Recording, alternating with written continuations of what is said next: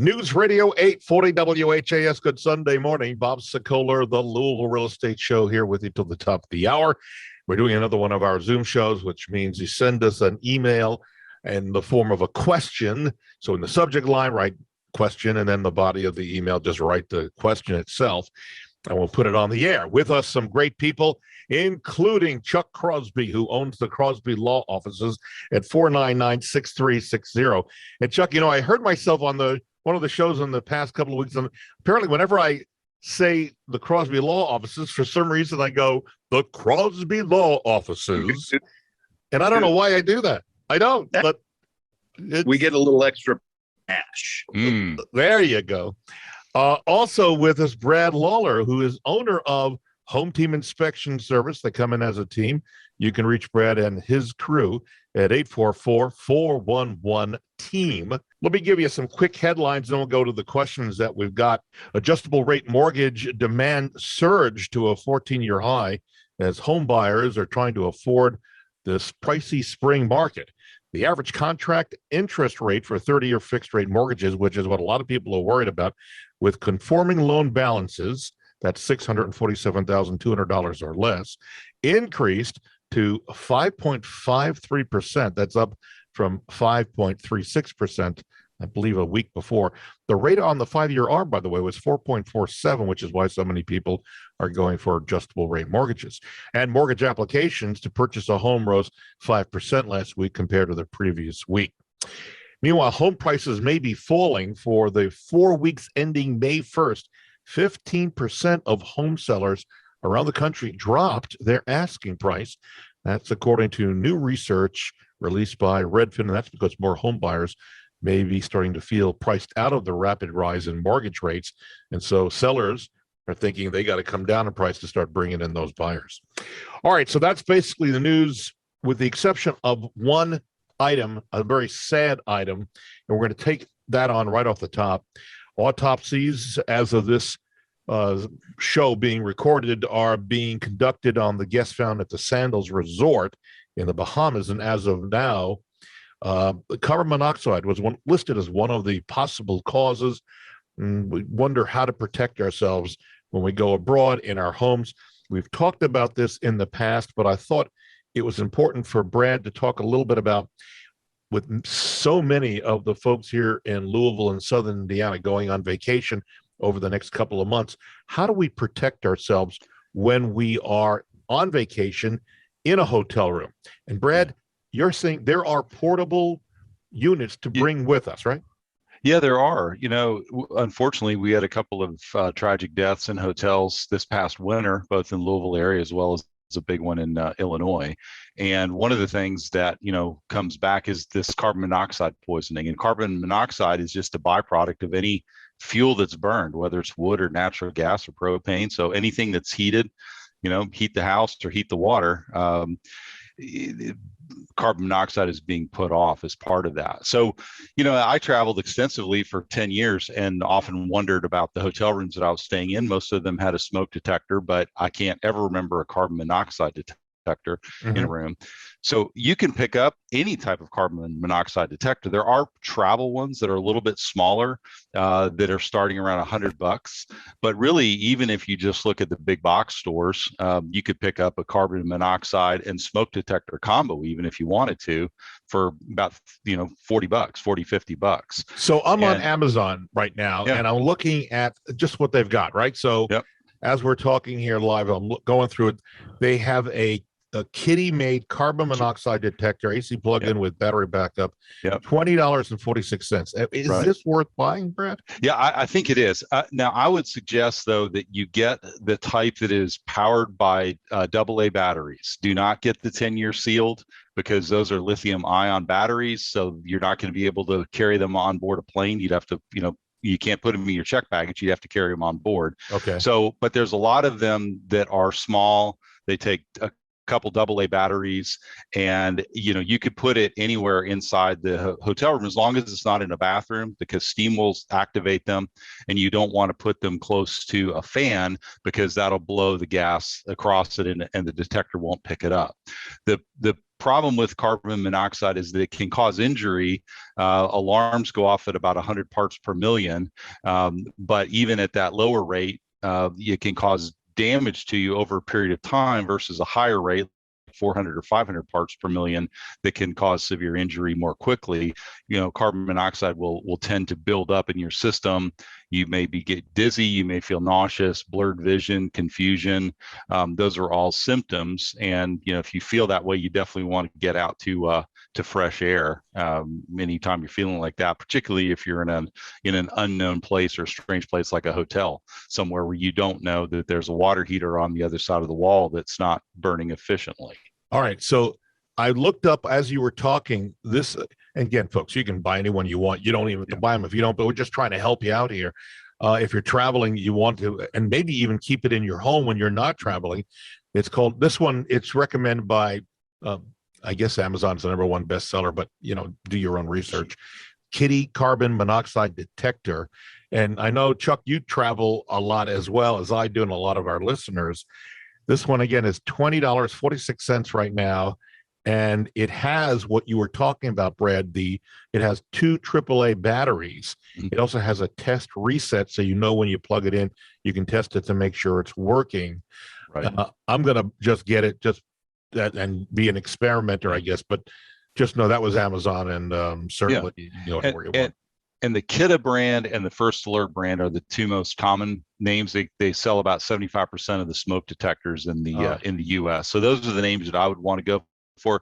The other thing too, just keep in mind, for any of you who have natural gas burning appliances in your home, you need to make sure you have a carbon monoxide detector on every level of your house. The National Fire Protection Association says there's only 25% of the homes in the U.S.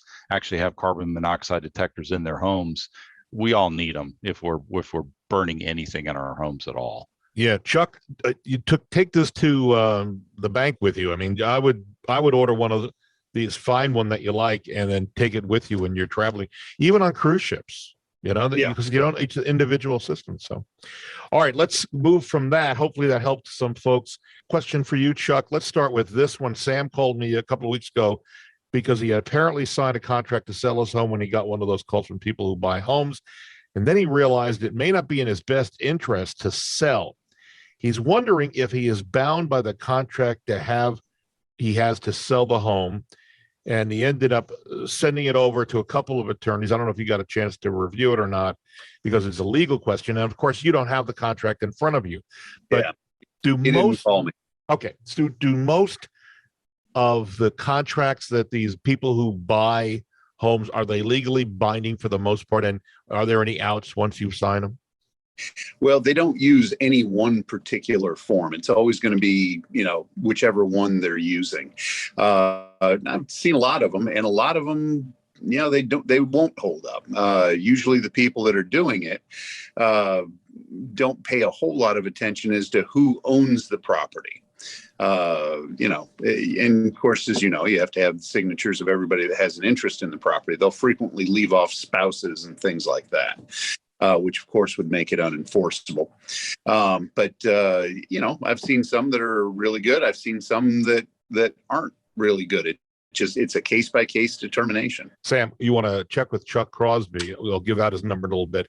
Have him review for you, because I think that may be your answer in terms of finding out what your options are down the road. Just a reminder, if you want to see a replay of today's show, we have this out there on YouTube. You simply go to LouisvilleAnswers.com. We are ready to help you list and sell your home and to find another home. If you want to get on our books to get us out there, it's free of charge to come out.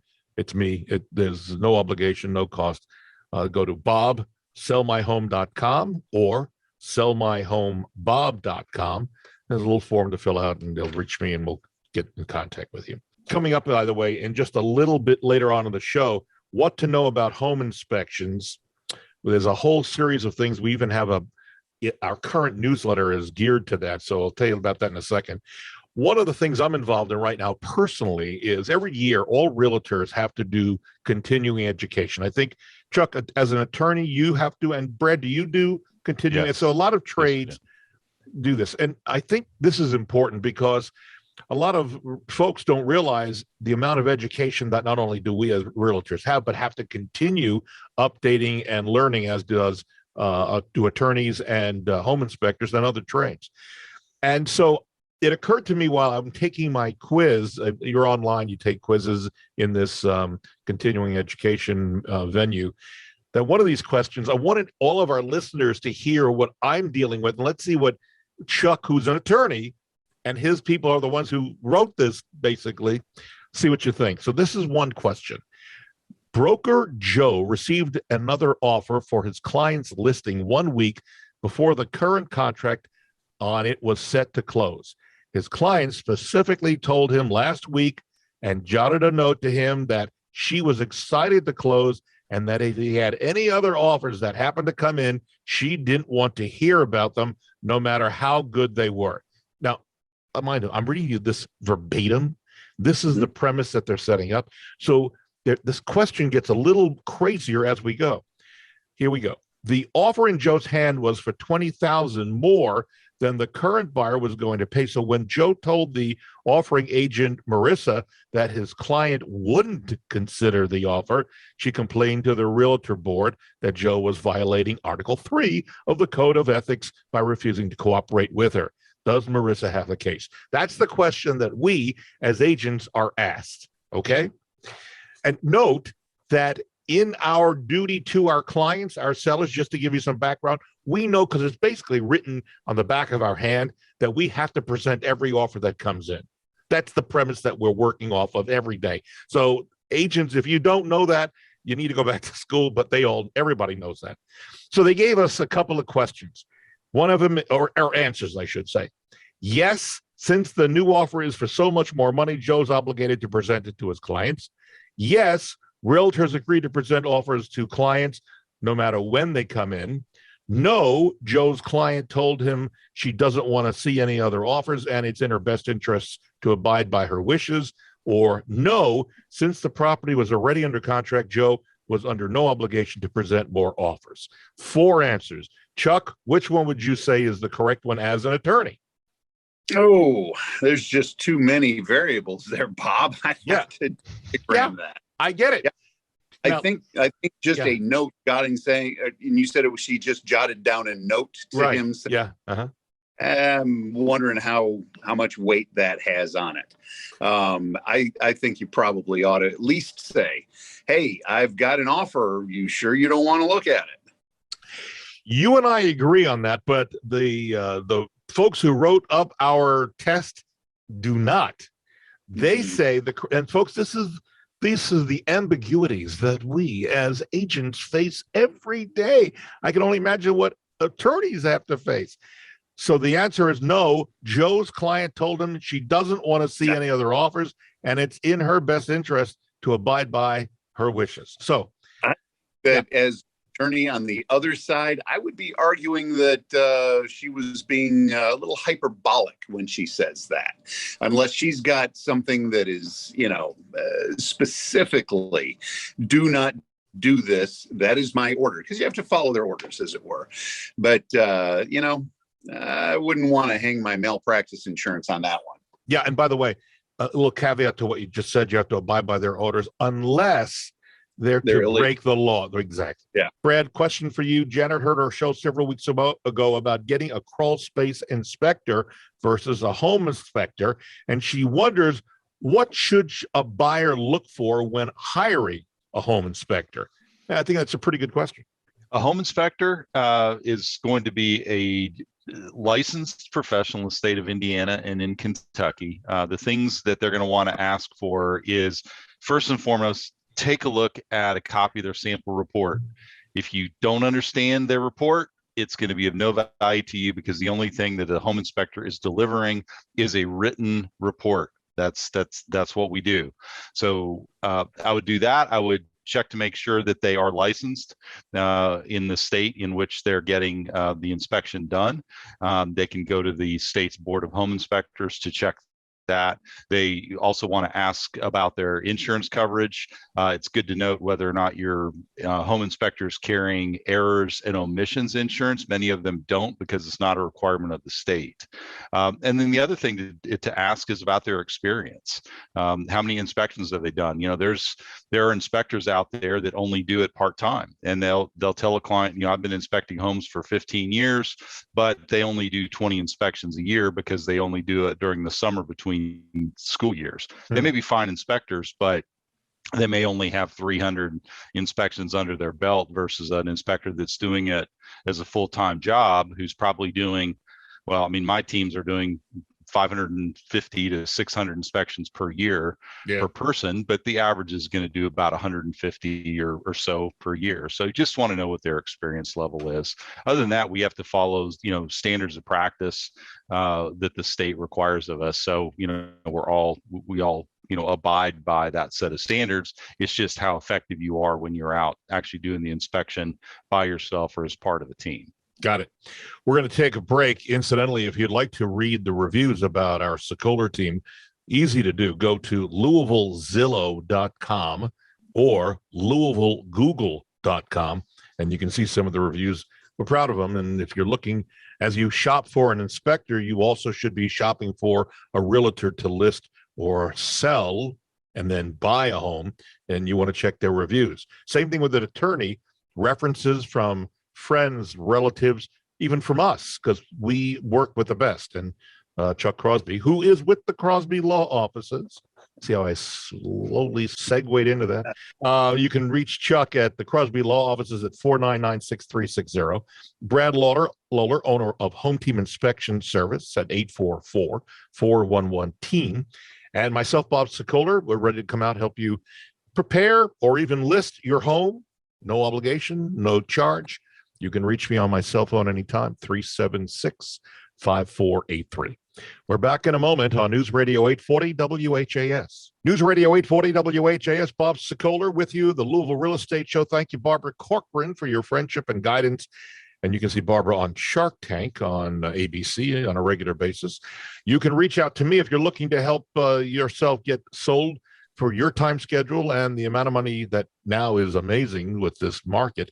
Reach me at 376-5483. Also with us, Chuck Crosby, Crosby Law Offices at 499-6360.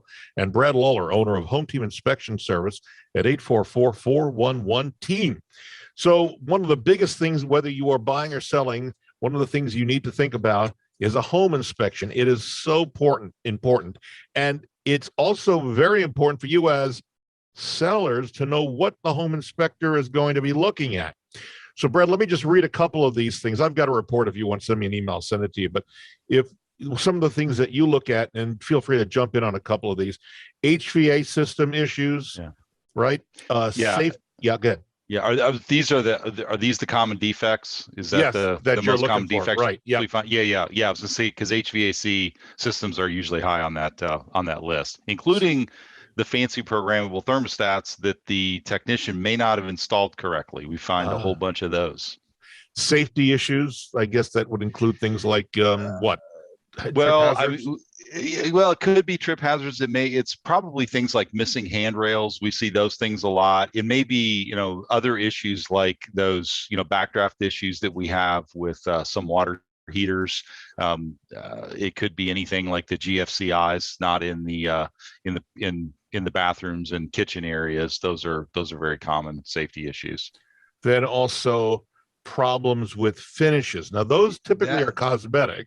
Yeah, which would be outside the scope of a home inspection. But on new construction, Bob, you probably see it like I do, where your buyers go in and mark, put sticky notes or painter's tape all over the walls. I'm amazed at how many dings and things there are in new construction paint jobs. But on the finish side, on the outside, the exterior finishes, there's a lot of problems with hardy plank or hardy board installation. There's a lot of problems with MSV, the manufactured stone veneers, and there's a lot of problems with EIFS installations. Even in new construction, builders just don't know how to install it, and it's important to have all of that reviewed before you move in. All right, let's take on one more item, and that's drainage issues. You see a lot of drainage issue problems. A lot of problems. Downspouts dropping right next to the foundation. New construction, the dirt is sloped the wrong way. It's sloping back towards the house. But yeah, very common and cause a lot of problems in basements and make for wet crawl spaces too. So we have our newer newsletter. It's changed every couple of weeks. But this week and last week, it's what to know about home inspections. And if you'd like some more information about home inspections, send me an email, bob@wesellouisville.com, and say newsletter. I'll send you a link to the newsletter so you can sign up for it and read through it. Chuck, next question is for you, sir. Tony writes us an email and saying that he's got his house on the market, received an offer through his agent that was part of a 1031 exchange. So Tony wants to know, what's the 1031 exchange? And since the buyer already closed on the sale of their exchange, does that create any problems for Tony as the seller? No problems for Tony as the seller at all. As a matter of fact, there'll be a couple docs he needs to sign at the closing, indicating that he's agreeing to assign the contract over to the qualified intermediary and that he retains no extra fees or liability by virtue of doing that. It's just another way the buyer is trying to put some taxes on hold. Which brings me to a question. Do you do 1031 exchanges as part of your practice? I don't. Cases out there where the IRS says if you're doing anything with a person's taxes, you're supposed to know about the person's taxes. Yeah, that's a good point. However, I always send everybody to Steve Frank. I mean, he does a great job. Very good. Let's move on back over to Brad. Jackie is writing in, says she's planning to finish her basement. She's got some family members who can do the work for her, but she's heard that you need to pull a permit. She's wondering what the cost and where does she go and what does she ask for and what happens if she doesn't pull a permit? Could that hurt her down the road as getting inspected by your team or any other inspector? Well, I don't know that much about the code process. That'd probably be a better question for a general contractor. But in Jefferson County, they are logged. Home inspectors do not do code inspections, so we do not look at anything. But if we are looking for safety items when we do those inspections, I'm sure the buyers will want to know who actually did the work, how it was performed, and that I know has led to additional questions about who's done the work and whether or not it was ever inspected. So it can cause some challenges down the road if not handled correctly up front. Got it. By the way, if you're thinking of selling, because a lot of folks we're right in the time frame where a lot of people are thinking, okay, is this the time for me to sell? And maybe the answer is yes when you ask you and your family. Well, then you might want to go to our website, bobsellmyhome.com or sellmyhomebob.com, and fill out the form and I'll get to you. Sarah is writing in, I see commercials for home title lock on Fox and several other TV stations. And we've talked about this in the past. Is it true that someone can take my home without actually going to a closing? Should we buy title lock insurance to protect her? I guess this is really scaring a lot of people.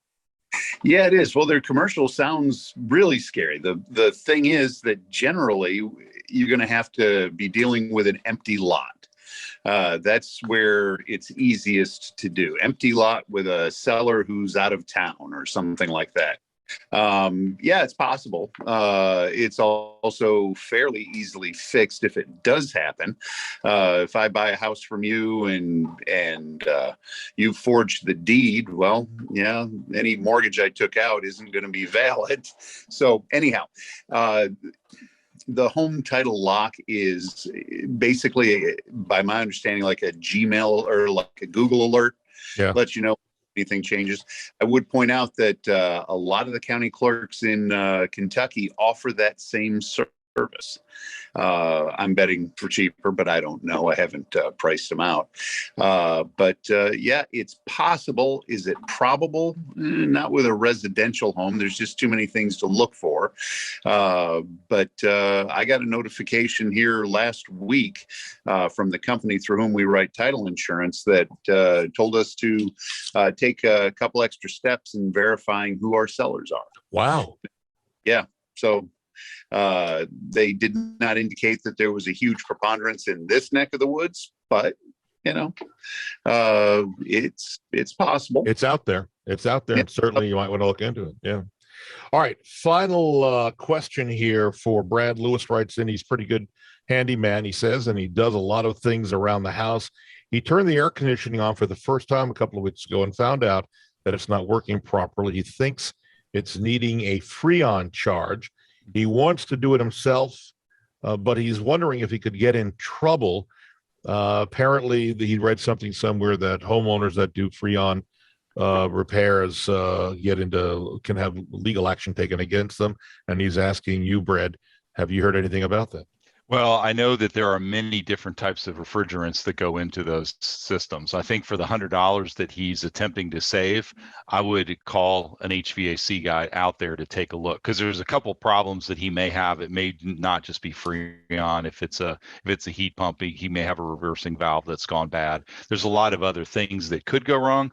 I think that's a case where I would not probably do that as a do-it-yourself kind of job, because the likelihood of him matching the refrigerant up is a problem, and he may even create bigger issues for himself after he makes that repair. So I'd leave that one to the professionals. Yeah, I have a policy that I follow. Anything that is under pressure, stay away from.